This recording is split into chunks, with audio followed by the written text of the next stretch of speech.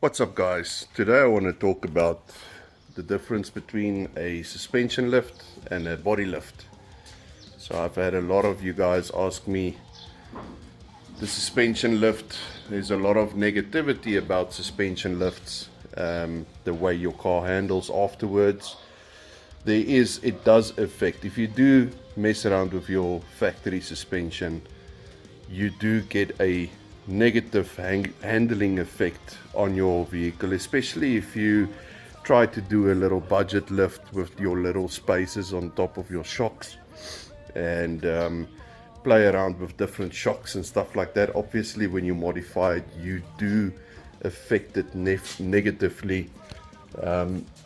This is the stuff that I'm talking about. So it's all good. This is what I'm running in O-bars as well. I mean, for a budget lift, that's the best you can do, but it does affect your handling. There is some stuff to make it better, and obviously if you've got the money for it, you do have aftermarket suspension, which will cost you quite a lot to get that performance, even performing better than factory. But today we're going to do a body lift in this.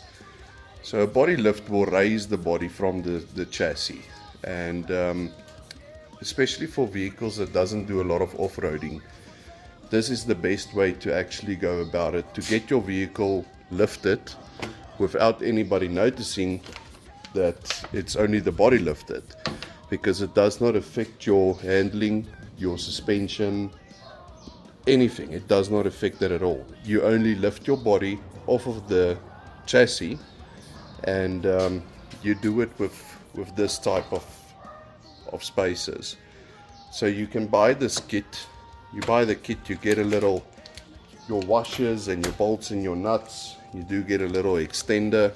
This Pajero's got a automatic gearbox, so this extender will only go onto the 4x4 lever itself, and it lifts it up as well, otherwise your lever drops down. And I'm going to go through this with you. It doesn't affect your handling at all. A lot of people said, yeah, but what about the body roll? There's no body roll. Not on the 50 mil body lift. There's absolutely no body roll. If you go up to maybe 100 and your shocks is not as good as it's supposed to be, then you will feel some body roll. But on a normal 50, we're basically just making space for some bigger tires on here. Even if this will be a little more crawler, we can still put up some bigger tires. It always looks, if you want to make it aggressive but not really want to go off-road, this is the way to go. It's the safest, it's the easiest, and I'm going to show you what it takes to do a little body lift on this vehicles. So first off, we're going to do a little before video of this vehicle. We will measure it now to see exactly how it went up.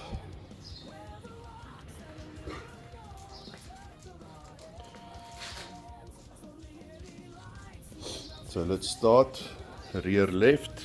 We measure from the center piece. From the center, we're looking at a back at about 57. So I'll be taking pictures and I'll throw it up here. So we're running a nice 550 mil all around, from the center cap, from the wheel up to the arch, on the highest point of the arch, all around nice even 55. And okay, so spraying some lube, not electro clean, but I like to spray all the body mount points around with some oil, clean it up before we strip it. So there's one around the corner there. We've got one over here. We've normally got one in the middle as well, then at the back. And then we've got two at the back, right at the back, normally over there as well. So we're sitting with 1, 2, 3, 4, 5. No, there's only one at the back. Sorry, the Triton's got two right at the end for the weight. So I'll be going around spraying each of the mounting points with some oil, cleaning off the bolts there, and start removing the bolts.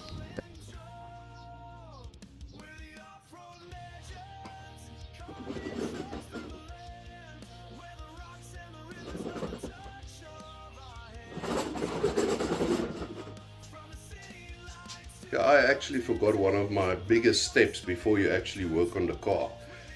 So yeah, let me quickly jump into it. There we go. Can't start working before you actually turn into either a Brew or a yellow Power Ranger. Okay, just a little thing to show you. There's the first mount inside the cab. Then you've got another one over here with a little teardrop hole, and then the other one is over here, and then the one in the back, you need to remove these covers, and then they're basically there, and then all around the side there as well. So now we've got all the body mounts loose, and you can see all the mounts is on the floor there, well, all the bolts.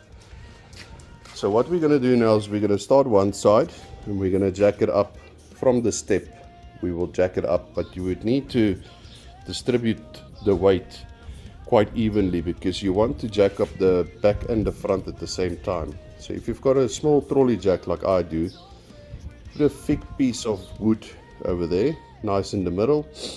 I normally use this door as the middle line. It's not really the middle line, but you can use that. And then when you start jacking it up, you'll feel you'll see the whole car go up. I'll take a video of it now, and you'll see the space. Then you wait for the space to get one of those mounts in, and as soon as you've got it, then your height is fine. Then you remove all the bolts, you slide in the body spacer, you put the bolt back in, and you let it hang nice and easy. Just tighten it with your hand, and then you do the other side as well, because you want the body to be loose on it so that you can get it nice and straight back on again. Okay, one of the important steps is to put this in, otherwise you're going to struggle. So your little 4x4 knob, you can put it into the middle there. The knob just loosens like this and it turns off. And you put it on there. Straight.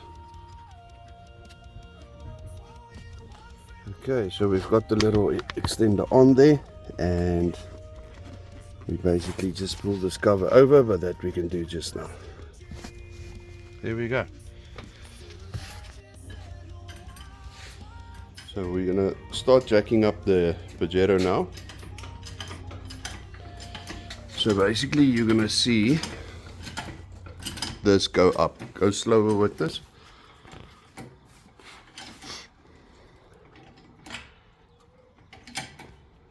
Okay, we're already starting to go up. Just go slow.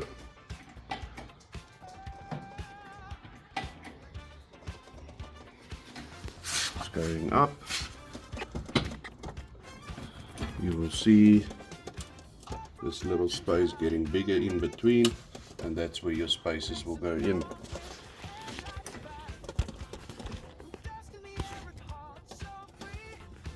Just go slow with this.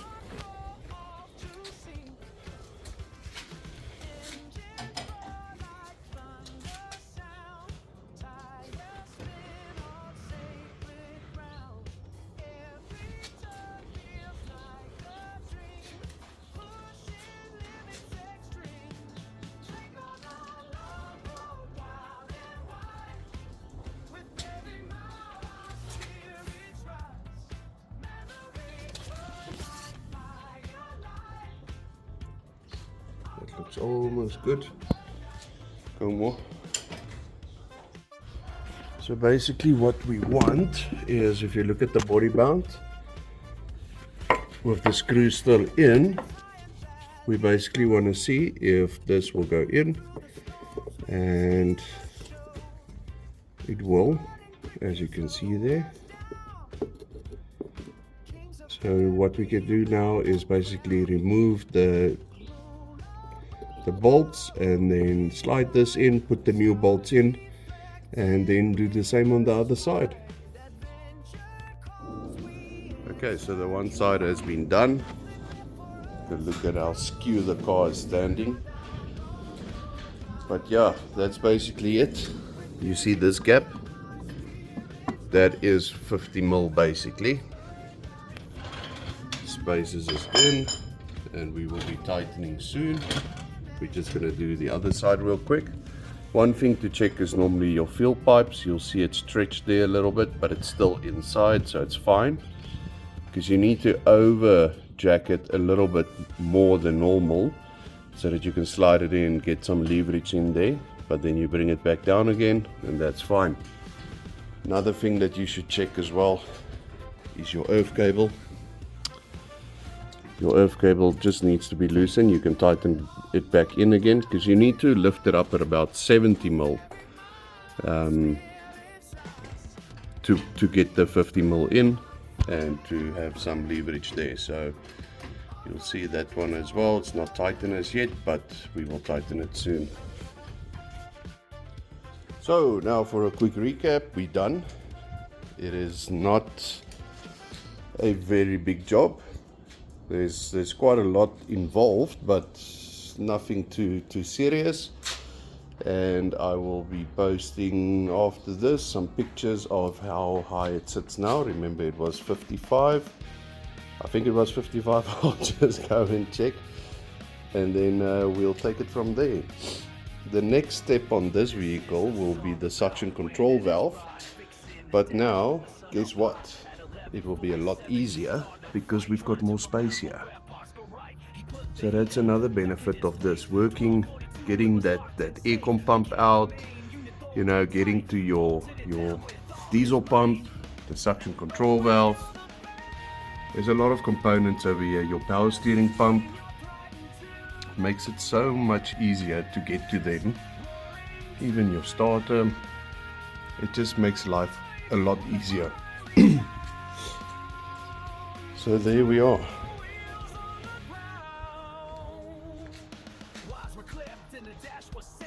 Sitting a lot better. We definitely need to get some spaces on the wheels so that they can get out a little bit more, get some bigger wheels in, and then it will look really lekker.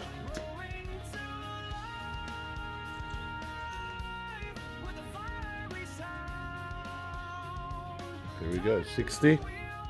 Okay, so there we go. Suction control valve is in. Here's the older one. We will be going for a test drive now, but yeah, the body lift is in. Looks good. I'm happy with it. And yeah, now it's ready for some bigger wheels. And you could go off-roading because you've got less exposure to rocks and stuff. I mean, if you look at your approach angles as well, it obviously had lifted, and there we go. And your suspension is still stock. CV angles are still running fine. Everything is good. So you essentially just installed a 50 mil lift in it, and without compromising your suspension parts. So there we go. If you would like me to assist you with a body lift or prices on this as well, you're looking at 5,000 all-inclusive. All-inclusive 5,000. I'll do the body lift for you. I supply the body lift kit as well. If you only want the body lift kit alone, you look at about 2.5, and then you can tackle it yourself, but you essentially get everything that you need. You just need a couple of spanners and some tools. But yeah, if you want to tackle something like this, you need tools either way. But I can do it for you. You can just contact me. It's really, working on cars is something that I found relaxing for myself. I am actually just an IT guy. That's why I normally hashtag YouTube mechanic on there. And I'm actually a qualified YouTube mechanic now. So yeah, if you do need assistance, you can let me know and we will take it from there. 100%. Thank you.